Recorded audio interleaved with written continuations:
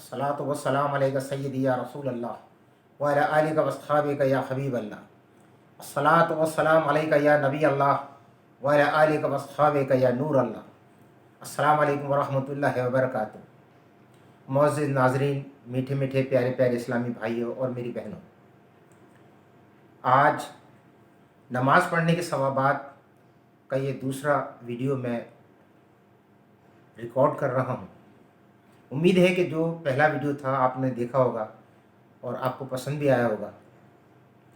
तो आज के वीडियो में और आज के सबक में जो कुछ मैं बयान करूँगा वो फैज़ान नमाज से है। ये बहुत बेहतरीन किताब है, आप इसे पढ़िए और इसमें जो कुछ लिखा है उससे अपनी ज़िंदगी आइंदा के लिए आसान बनाइए। पहली बात ये कि हम नमाज कैसे पढ़ते हैं। लोग आते हैं मस्जिद में, जल्दी जल्दी नमाज़ पढ़ते हैं, जल्दी जल्दी सजदे करते हैं, जल्दी जल्दी रुकू करते हैं और एकदम उठ के सलाम फेरा और चले गए। देखें, मेहमान की तीन किस्में होती हैं। एक मेहमान वो कि वो घर में आता है, लोगों को बहुत खुशी होती है, कहाँ बिठाएं, कहाँ उठाएं, क्या खिलाएं, क्या पिलाएं। जब सब कुछ उसकी खातिर मदारात हो जाती है, उसके बाद भी वो मेज़बान ये कहता है कि नहीं, थोड़ी देर और बैठ जाओ, चाय पी लो, कोई शरबत पी लो, कुछ मीठी मीठी बातें कर लें, कोई दुख सुख की बातें कर लें। यानी उसको कोशिश उस आदमी की ये होती है कि ये मेहमान यहाँ से जाए ना। एक तो मेहमान ये हुआ। एक मेहमान ये होता है कि वो आता है, बस उसको खिलाया पिलाया, रस्मी गुफ्तगू की और उससे कहा अच्छा भाई यार वो खुदा हाफिज़। एक मेहमान ये भी होता है। और एक मेहमान ये होता है कि वो घर के दरवाज़े पर आता है और वो आने की कोशिश करता है, लेकिन जो मेज़बान होता है वो किसी से कह देता है यार, उनसे कहते हो जाओ ज़रा, आज वक्त नहीं है मेरे पास, फिर किसी दिन आना। एक मेहमान ये भी होता है। तो इसी तरह नमाज भी है। आप नमाज़ पढ़ने घर से वज़ू करके निकले, अल्लाह का नाम लेके, हर कदम पे आपको नेकी मिलती रही। जब आप मस्जिद में आए, वहाँ सबसे सलाम दुआ की और खुशू खुजू से नमाज़ पढ़ना शुरू की। नमाज़ पढ़ी, फ़र्ज़ नमाज़ पढ़ी, सुन्नतें अदा की, नवाफिल अदा किए और फिर वहाँ बैठ के ज़िक्र व इज़कार किया, कुरान पाक की तिलावत की, कुछ लोगों से अल्लाह रसूल की बातें की, सलात व तस्बीह पढ़ी। तो ये वो मेहमान होता है कि जो अल्लाह को इंतहाई पसंद है कि ये मेरे घर में बैठा रहे और इबादत करता रहे ताकि इससे इसको फ़ायदा मिले। दूसरा मेहमान वो होता है, आया, जल्दी जल्दी सजदे अदा किए, जल्दी जल्दी रुकू किया, सर पटका, अस्सलाम वालेकुम कहा और उठा और चला गया। ये दूसरी किस्म है मेहमान की। तीसरी होती है कि वो दरवाज़े पर आया, मस्जिद के दरवाज़े पर आया और मस्जिद में दाखिल नहीं हुआ, ना उसने नमाज़ पढ़ी और बाहर से ही चला गया। ये तीन मेहमान होते हैं। तो आप सोच लीजिए कि हम कौन से मेहमान हैं। तो आज इसी का वो दर्स है कि चोर की दो किस्में होती हैं। हज़रत मुफ्ती अहमद यार ख़ान रहमतुल्लाह अलैह इस हदीस पाक के तहत फरमाते हैं कि मालूम हुआ कि चोर से नमाज का चोर यानी ज़्यादा बुरा है। यानी चोर से जो चोरी करता है उससे नमाज का चोर बदतर है, यानी ज़्यादा बुरा है। क्योंकि माल चोर अगर सज़ा भी पाता है, जो चोरी के माल से कुछ ना कुछ नफ़ा भी उठा लेता है, मगर नमाज का चोर पूरी सज़ा पाएगा। इसके लिए नफ़े की कोई गुंजाइश नहीं है, कोई सूरत हल नहीं है। माल का चोर बंदे का हक मारता है, जबकि नमाज का चोर अल्लाह पाक का हक मारता है। ये हालत उनकी है जो नमाज को नाकिस यानी खामियों भरी पढ़ते हैं, जल्दी जल्दी सजदे करते हैं, जल्दी जल्दी रुकू करते हैं, सूरत पूरी नहीं पढ़ते, सही उससे पढ़ते नहीं हैं जैसा कुरान पाक में है।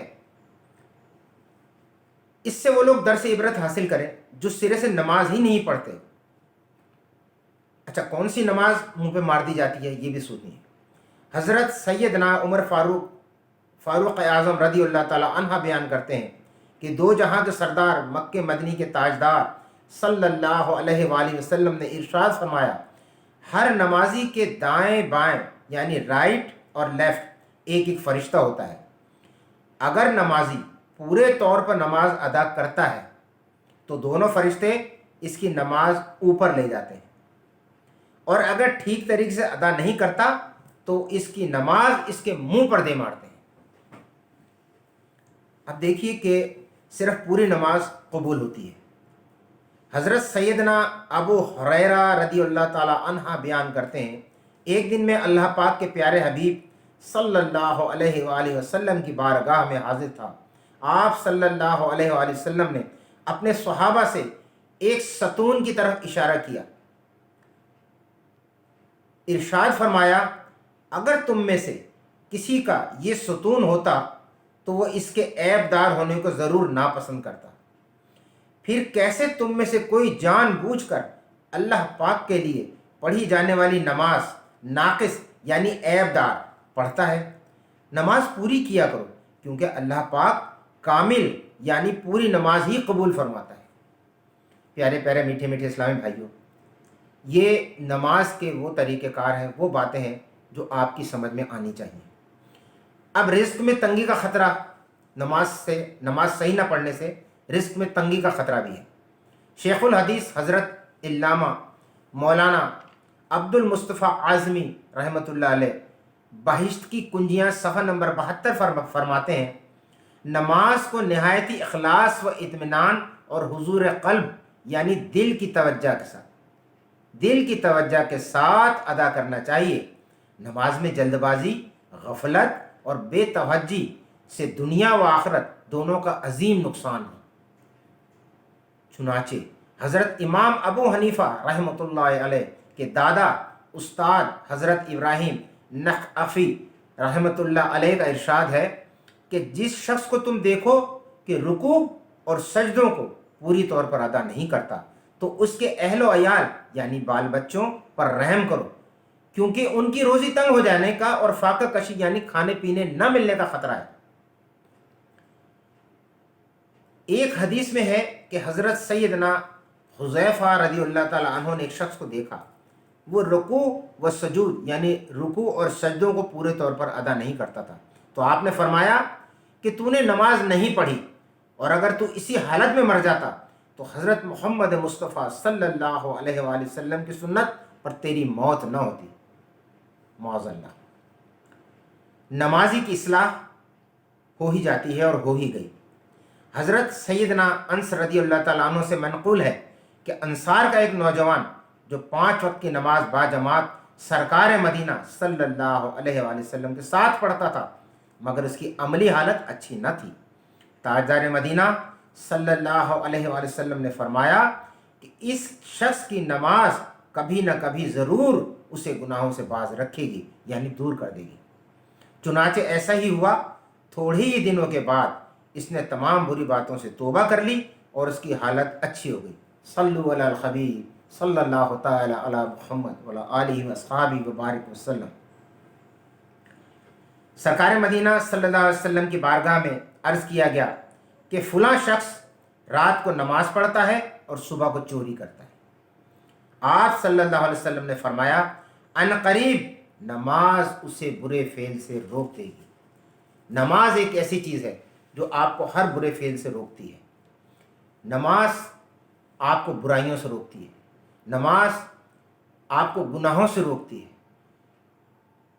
نماز قائم کیجئے، اس سے آپ کا فائدہ ہی فائدہ ہے۔ دیکھیں، ہم نے ایک دن مرنا ہے، ہم نے قبر میں جانا ہے۔ سب سے پہلی بات جو اللہ تعالی ہم سے پوچھے گا، جو قبر میں پوچھی جائے گی، وہ ہے نماز۔ کیا تو نے نماز پڑھی؟ اگر ہم نے نماز نہ پڑھی ہوگی تو ہم وہاں کیا جواب دیں گے؟ جھوٹ ہم وہاں بول